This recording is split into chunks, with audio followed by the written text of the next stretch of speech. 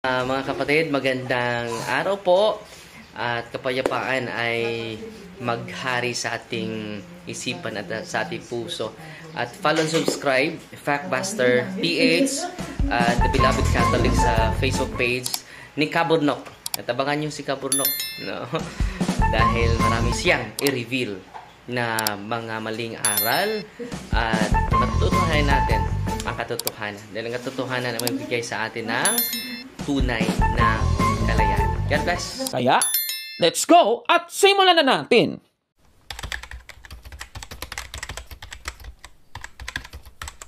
Dahil sa ating episode ngayon ay isa sa mga fake news na naman ang ating tatalakayin, kapatid na Gabriel, na inilabas ng SMNI, kapatid na Gabriel.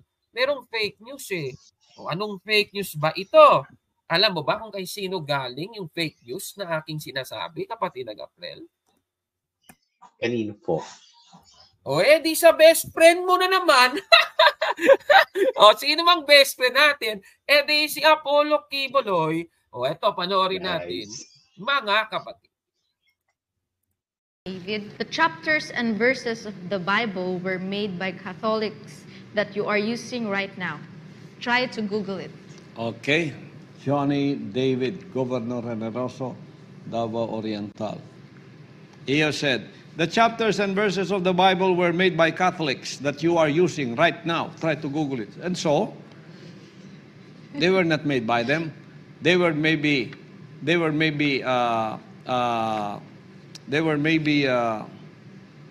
do you call that? It was they book binded them and they put them together, but they were not made by them. These words were put together by, you say Catholics. I don't care who they are, but the words remains the same. They did not make them. These are the words of the prophets and the apostles and Jesus Christ. They were already written there. Ayun, o, di ba? O, yung pinapalitaw ni Quiboloy, kahit ano, ano naman kung hindi Iglesia Katolika daw, yung nag-bookbind daw, o yung naglagay ng chapter at ng verses sa Biblia. Yung mga ano daw, yung mga apostol, yung nasa Biblia daw, salita ng mga propeta, mga apostol at ni Kristo. O hindi naman daw Catholic, kapatid na Gabriel. Yan ang gustong ipalitaw na balita ni Mr. Apollo Quiboloy. Paninira na naman sa Iglesia Katolika yan, kapatid na Gabriel. Yan ang lumalabas. Ngayon, paano naman yan nasabi na ganyan? O ituloy natin. They were just put together by, I don't know who put them together. You said Catholics, I don't care who they are. Di daw siya, he doesn't care daw kung Catholics yung naglagay ng chapter at verses, kapatid na Gabriel. Di ba? Hindi niya daw nire-recognize yan. Yan ang lumalabas kapatid na Gabriel. He doesn't recognize it kasi he doesn't care daw, brother Gabriel. Ituloy natin. You know, but you cannot reason out. We were the ones who put together the Bible, but you didn't make those words. Those words were already there. You just book-binded them together in the manuscript, in the original manuscript. But that's all that you have done. But even if you do that, if you don't obey those words of Jesus Christ, you cannot reason out. Lord, I was the one who book-binded all of your words, put them together in verses, and now, you know, and so Jesus Christ. So, you are the ones that you put together my words and book-bounded them and then made a Bible out of them like this. That's a good work. That's good. That's a good work. But is that your criteria for salvation? The Lord Jesus will ask you again, did you obey those words that you have book-binded for me? You did not. You just book-bounded them, and then that will be your license to go to salvation. Ayun. So yan ang kanyang paliwanag, kapatid na Gabriel. Di ba? Grabe naman itong si Quiboloy. Reaction mo muna doon. For me, tawag doon, hindi valid yung argument, Kabro, kasi unang-una sa lahat, hindi naman kaligtasan yung pinag-uusapan doon. At lagi niya pinagpipilitan yung nag-bookbind din. Catholic naman yung yun ba, mga apostol, Catholic naman yun Di ba? Catholic naman yung mga yun eh. Kasi nga, ang nagtatag nga ng Iglesia Katolika is yung Panginoong Jesucristo. Gayunpaman, malinaw naman yung punto ng ating simbahan eh. Pag sinabi nating Bible, yun na po kagad yung from Genesis to Revelation. Ano? Kaya doon sa sinasabi niya na binukbind lang daw, binukbind, hindi naman bookbind lang yun nangyari, kaburnok eh. Alam naman natin yan eh.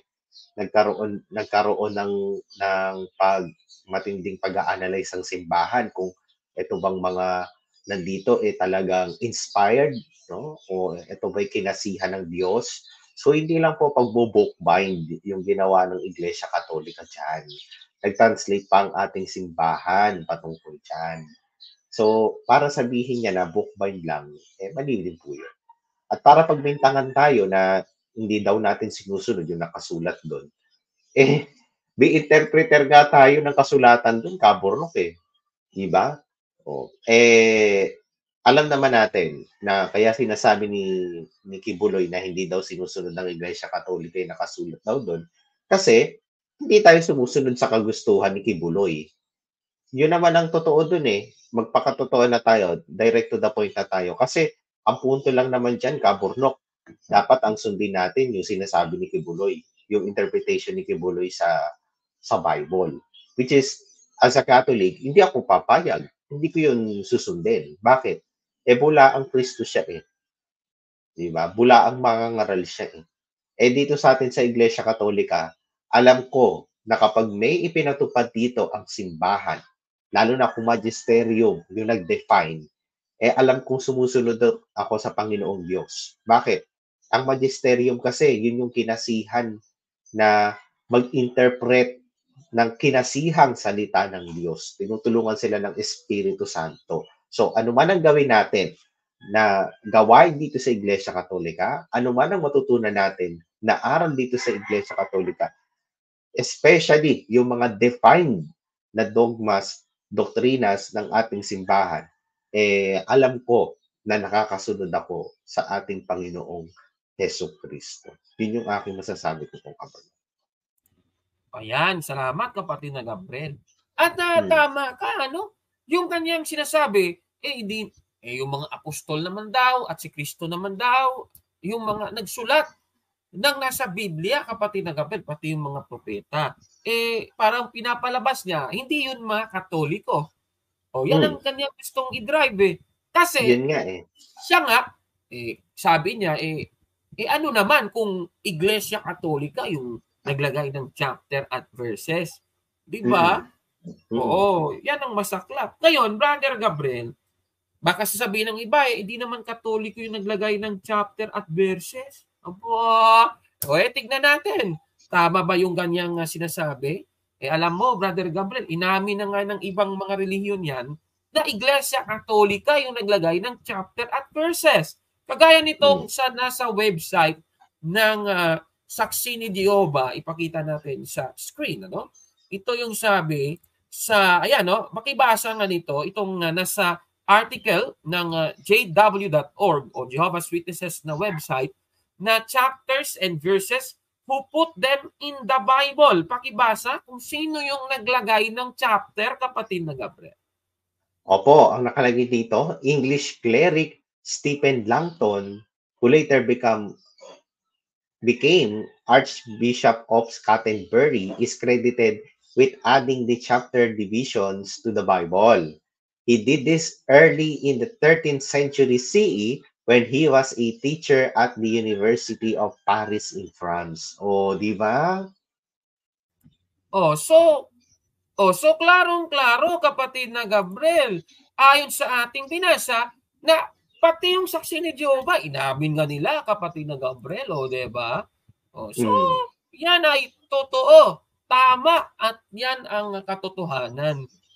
Itong si Stephen Langton, na isang na naging Archbishop pa pala, Brother Gabriel, ng Iglesia Katolika, siya yung naglagay ng chapters. Ayan. Diba? Sige nga, basahin nga natin itong nasa isang article na nahanap natin sa internet tungkol kay Stephen Langton. Pakibasa, kapatid na Gabriel. Opo, Stephen Langton was an English cardinal of the Catholic Church and Archbishop of Canterbury from 1207 until his death in 1228. Langton is also credited with having divided the Bible into standard modern arrangement of chapters used today. Ayun, Kabornok. O, di ba maliwanag? Yan pala, isang archbishop sa Iglesia Katolika. Ayun. O, di ba? Ayun. Wala pa si Kibuloy niyan, Kaburnok. Wala pa si Kibuloy. O, di ba? Ngayon, Brother Gabriel, sino naman ba naglagay ng mga bersikulo sa Biblia? O, basahin natin ang pag-amin ng mga tagasaksi ni Jehovah. O, ito naman, balikan natin yung article, kapatid na Gabriel. Ganito naman ang sabi nila sa nasabing article. Pakibasa, kapatid na Gabriel. O, sabi naman po dito, some 300 years later, in the middle of 16th century, renowned French printer scholar Robert Estienne made things even easier. His aim was to popularize Bible study. He realized how valuable it would be to have a uniform system of both numbered chapters and numbered verses. Ayan, klarong-klaro si Robert Estienne, kapatid na Gabriel. Estienne, pala yun. O siya pala itong naglagay ng mga Bible verses. Ayan.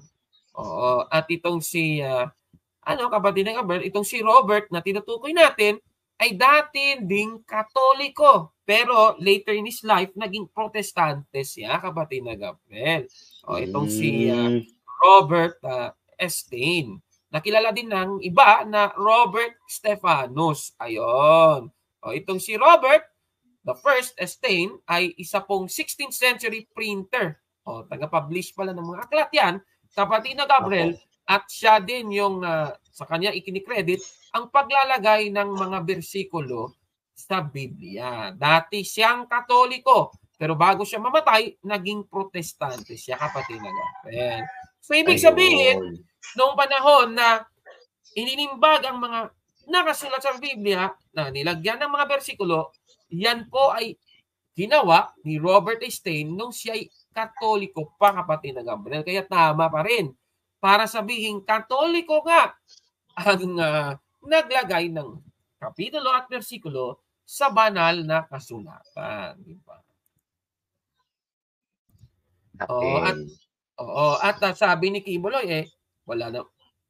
Ano ngayon kung Katolikong naglagay? Grabing panungutya yan, ha? Kapatid na Gabriel, ha? Talagang nag-appoint sa kanyang sarili na son of God daw siya, talagang manloloko, ano? Ngayon, ito naman, kapatid na Gabriel. Yung mga apostol ba? At yung mga unang Kristiyano, Katoliko ba sila o hindi, kapatid na Gabriel?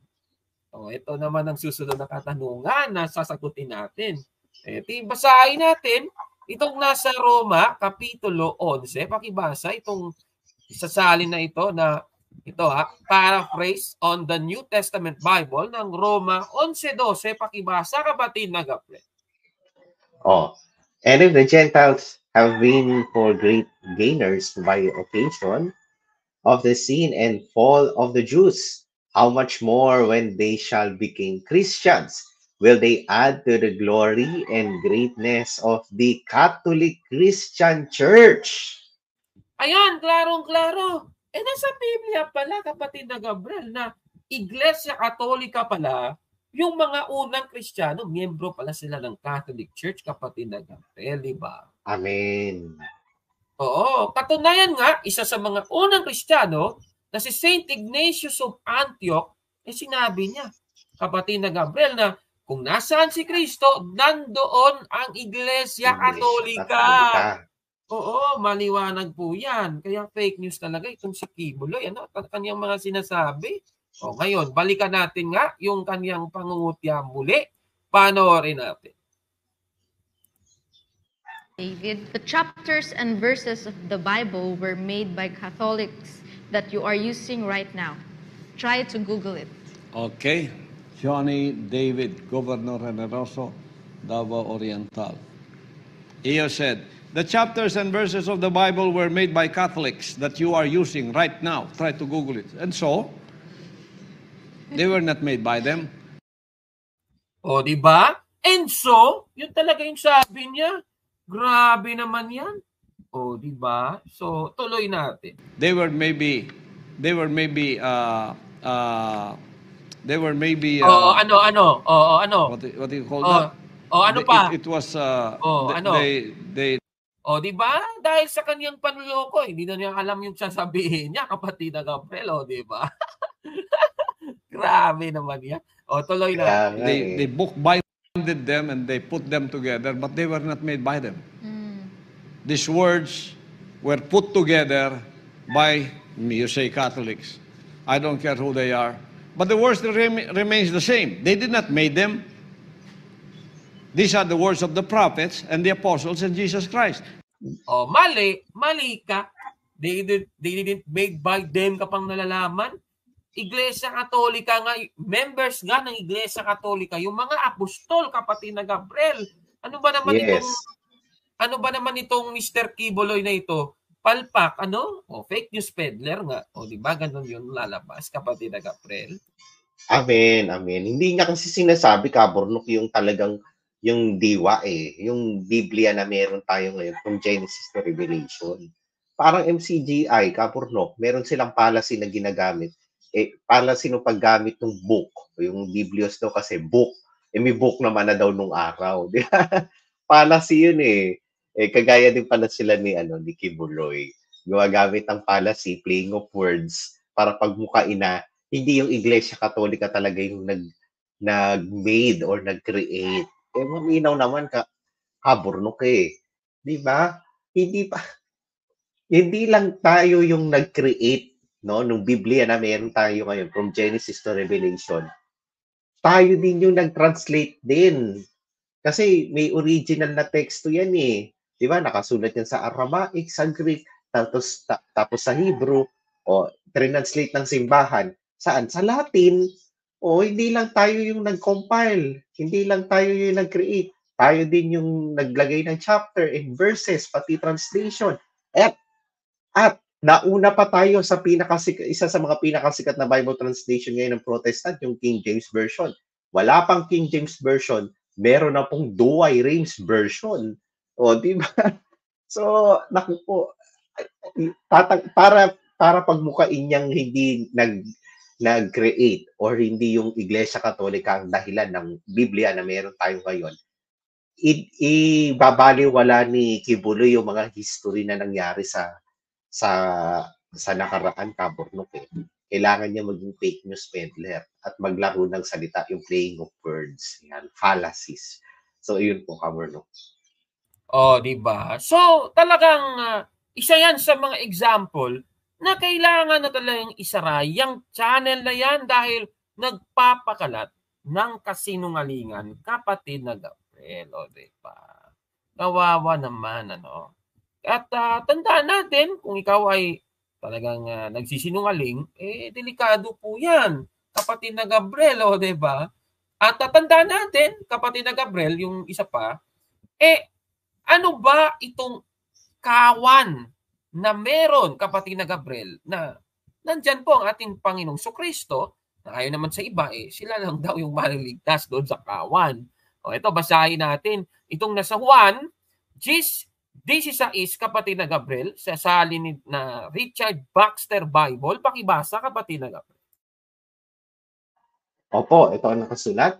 At bukod sa mga Hudyo, mayroon akong isang piniling bayan sa mga Hentil. Sila kailangan kong tawagin at tipunin sa akin. Ang mga Hudyo at mga Hentil ay magiging isang Iglesia Katolika sa ilalim ko. Ang kanilang tanging pinuno at pastol sa buong mundo. Ayan, maliwanag na sa Biblia, kapatid na Gabriel.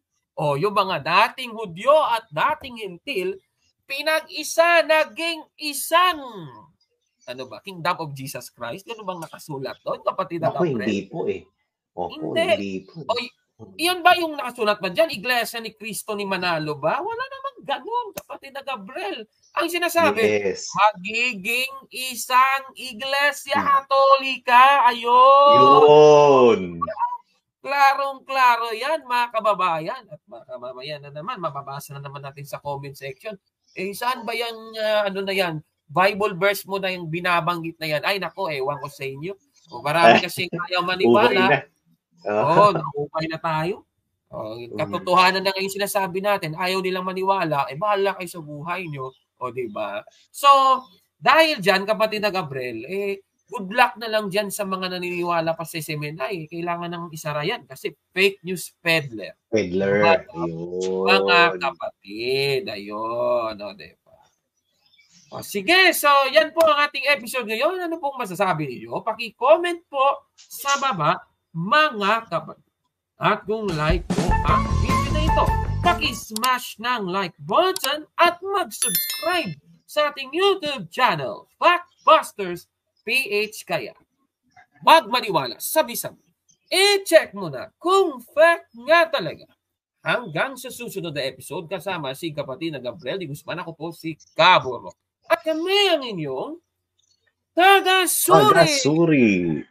Diba, Brother Gabriel, ano ba yung nararamdaman mo nung sinabi ni Kibuloy na ano ngayon kung Iglesia Katolika yung naglagay ng chapter at verses, parang yabang-yabang pa. Akala mo naman may kontribusyon yung Iglesia niya diyan sa paglalagay ng chapter at verses. Naku, si Kibuloy talaga. Ano masasabi mo doon? Naku po, busted yan. Naku Talaga naman. Ikaw na nga nagsabi, busted talaga yan. Sige na, Brother Gabriel. Ulitin natin ang ating official hashtag. Huwag niyong kalimutan. Hashtag yes to SMNI. SMNI. Shutdown na yan. Bye-bye, SMNI.